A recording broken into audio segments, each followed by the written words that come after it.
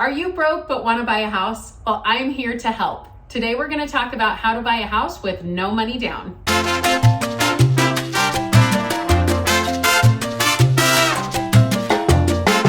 Hey everyone, Brittany with Brittany Hannon Real Estate. I am a real estate agent, coach, and investor, and today we're talking about how to buy a house with no and low money down. Watch until the end where I show you everything that I did to get into a house and live for free. Now, just a side note before we jump in, when I say no and low money down, I'm not saying that you should go into buying real estate completely broke. If you have no money, your first goal needs to be to get some money. You need to save up some money because you really should not be going into buying a property with no money. That is what we call house poor, and you don't want to be in that position. This strategy is for if you want to buy a house, but you want your dollar to stretch as far as it will go. A great book on this topic is a book by Brandon Turner called The Book on Real Estate Investing with No and Low Money Down. I have it linked below. Get your free copy today. The author of Rich Dad Poor Dad and the creator of one of my favorite games, Cash Flow, which is also linked down below. If you have teenagers or young adults, you definitely want to get this game. It helps them get into the mindset of what they should be doing and how they should be investing. Robert Kiyosaki says, by saying I can't afford it, your brain stops working. By asking, how can I afford it? Your brain is put to work. So today we're going to talk about how we can afford it, getting creative and seeing what we can do to get you into a property. Strategy 1 is down payment assistance. There are tons of down payment assistance programs. They typically come at a higher interest rate, and they usually lock you in from anywhere from about 3 to 5 years where you can't sell or refinance your house. But if this is an option that works for you, it could be a perfect strategy. VA loans have some of the lowest interest rates right now, and it's usually always 0% down. So these are really good options if you qualify for them, especially if you're a first-time home buyer. Strategy 2 is house hacking. Earn an income through your primary residence. So typically the way you do this is live in one, rent out the other, whether that's an additional bedroom, whether that's a converted garage, a mother-in-law suite, a casita, a guest house, a back room, whatever it is, you're earning money through using your primary residence. When you house hack, you're living in the home. So you get to take advantage of an owner-occupied loan. So instead of having to put down 20 to 25% that an investor would have to put down, you only have to put down 3.5% to 5% down. Now, if you combine this with one of the other loan programs we were talking about, you could get into a house for free and be able to have it work for you. I have some other videos that go into depth on house hacking because it is one of my favorite strategies if you own your own home to get started with real estate investing. So check those out here. Strategy 3 is hard money. Hard money lenders will lend you money for a short period of time at a higher interest rate, typically about 10 to 12%. That's obviously much higher than what the typical interest rate is at 3.5%. These are short-term loans, and they're usually used for things like flipping or burring a property. BRRRR stands for buy, rehab, rent, refinance, repeat. The goal here is to purchase a distressed property so you're getting a good deal, get a hard money loan and fix it up, and then sell it. Or in the case of the BRRRR method, you would be renting it out and then refinancing it. When you refinance it, you're going to pull all the money out to be able to pay off the hard money lender, and hopefully you have money left to pay off anything that you put in yourself. The drawback to hard money loans is that, of course, they have the high interest, but they also usually require about a 20% down payment. So if you don't have any money, 20% down might be a little hard to come by. But here's where the next strategy comes into play. But before we go there, if this is providing value to you, hit that like button, hit that subscribe and notification bell so you're notified when videos just like this come out, and comment down below about what your favorite strategy is so far. Don't forget to watch till the end where I take you behind the scenes to show you exactly how I live for free. Now let's go to the next strategy. Strategy 4 is private money. Private money is usually somebody that you know personally who wants to invest. They have money to invest and they want to do it with you. Usually the private money lender would lend you money for an agreed upon time frame and interest rate. So they are still making money in this deal. Then when you sell it, or in the case of the BRRRR method, when you refinance it, you'd be able to pay them off. Another way to do this is to give them an equity stake in the investment property. The way this works is that in exchange for them giving you money, you're giving them equity in the property. So instead of interest, you are giving them a piece of that potential appreciation. So when you sell, or in the case of the BRRRR method, when you go to refinance, you're able to give them all that money based on the percentage of equity that they have in the house. This is a great option if you have people who are wanting to pour into you. I love this idea, and I can't wait until I'm in the position to be able to lend people money and help them when they're just getting started. Strategy 5 is partnerships. Partnerships work when you have different people with different strengths to bring to the table. Typically, you as the person needing money have time and hopefully some knowledge. And the person who's lending the money has money, but usually no time. They might have some knowledge, but they don't care to use it. They want you to be the one who's using that. You can split the percentage with your partner in any way you both decide upon.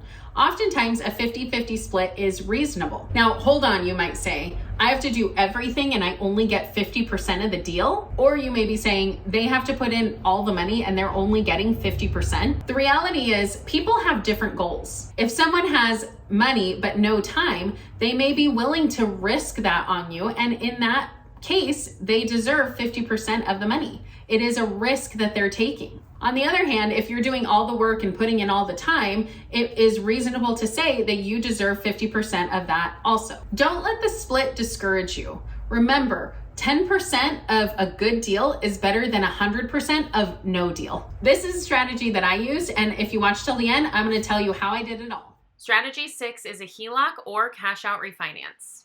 This is where you would use a current property to pull money out and put it toward a different property. This is a good strategy to use if you have equity in your home to pull out. If you've owned your own home in 2020 or 2021, chances are you probably have a good amount of equity to pull out and use somewhere else. This could be a good option for you if you don't want to pay the high fees and interest rates of a hard money loan or a private lender, and if you want to do it on your own. So let's recap those strategies. We have house hacking, hard money, private money, partnerships, and a HELOC, home equity line of credit on your current home or a refinance. You can use one of these strategies or in combination.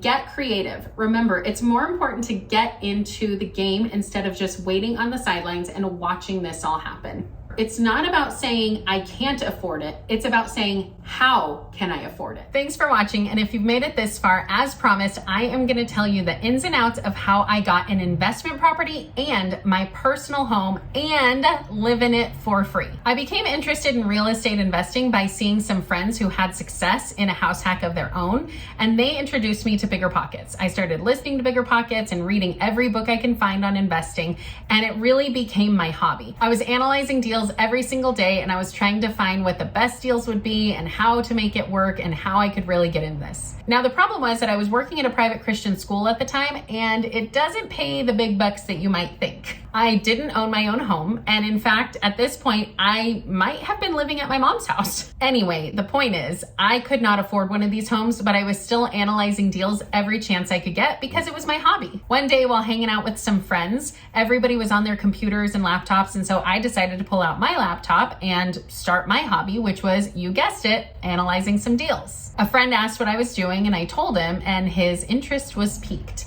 He told me that he had been looking for ways to get in on the passive income game. And so we talked a little bit about it. I told him how much I was looking at for down payments and things like that. And the next day he told me, okay, the money's all ready to go. What? That was so not what I was expecting. I could not believe it. So I knew enough to know that we would put some agreements in writing and figure some things out. I would be the one to look for the property, find the property, and manage the property manager, and he would bring in the cash for the down payment. I was looking for something that would cash flow right off the bat, so we didn't need to put a ton in reserves. And we ended up finding a fourplex in Dayton, Ohio for $140,000. That is right. For my Southern California people, I'm sure your mind is blown like mine was. There are places that exist for $140,000, and I got 4 units out of that. The rents at the time were between $400 and $450 a unit. I raised the rents to about $500 to $550 a unit, and every time somebody moved out, I would increase the rents again and bring it closer to market rent. So at this point, about 3 years later, most of our units are rented for about $600 to $650. That is almost a 50% increase in the rents in 3 years. Now, think about if I ran the numbers saying that we would cash flow back when we were making $450 a unit per month. Now when we're making $600 to $650 a unit, we're cash flowing a lot more. Now we're still building up reserves, we're still putting money back into reserves, and there are expenses that still come. So this is not getting me rich quite yet. A few months later, after I did this investment property, I decided that was not that hard. And so I wanted to start looking for a house for my own. I found a down payment assistance program with a little bit higher of an interest rate, and that required me to stay in my place for 36 months. So I couldn't sell or refinance for 36 months. And I thought, great, let's take advantage of this. I wanted to get into this place putting as little amount down as I possibly could. So I ended up offering a higher amount to the seller and requesting that they pay my closing costs. They agreed, but what ended up happening was that it didn't appraise for that higher price. So it appraised for a little bit higher than the asking price, but I couldn't have them pay for all of my closing costs. So I did end up needing to come out of pocket with that, but I ended up paying about $3,000 to get into my home. If you have ever tried to buy a house, you know that it is a lot more than that. With fees and interest and down payment and all of that kind of money, you're paying a lot more than $3,000 to get into a home, let me tell you. So when I first moved in, I knew I wanted to house hack, but as I was living here, I really just didn't like the idea of renting out a room. Also, I felt like I couldn't rent out a room for that much money, and it wasn't worth the hassle to me. So what I started looking into was Airbnb, and I decided to go with Airbnb and rent out my whole place. And when I did that, I would stay at my mom's house, which I know that that is a good option for me. A lot of people don't have that, but the idea is get creative, figure out what you can do. Last year in 2021, I made almost $40,000 doing Airbnb. And the best part is I didn't even rent it out for the whole year. So I was able to enjoy my place most of the time. Yes, I rented it out most of the summer because I live close to the beach, and over the holidays it was rented out. But to me, it wasn't that big of a deal because I was able to rent it out for significantly more than I could have if I rented a room. Now, here's the cool part. My mortgage and HOA is about $30,000 a year. So with almost $40,000 that I got from Airbnb, I was able to live for free and pay a few extra bills. Is it annoying?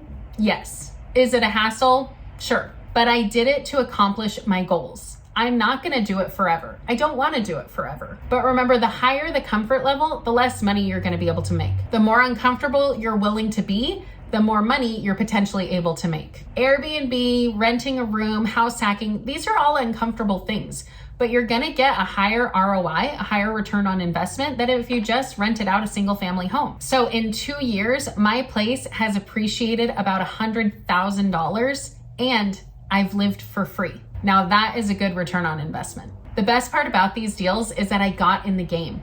If there's one thing I want you to take away from these videos, it's to get in the game and not sit on the sidelines and miss out. If you've made it this far, be sure to check out my other videos about real estating. Thanks again for watching. If you've made it this far, be sure to check out the next videos on real estate investing and more tips and tricks for buying and selling. Don't forget to like and subscribe, and I'll see you in the next video.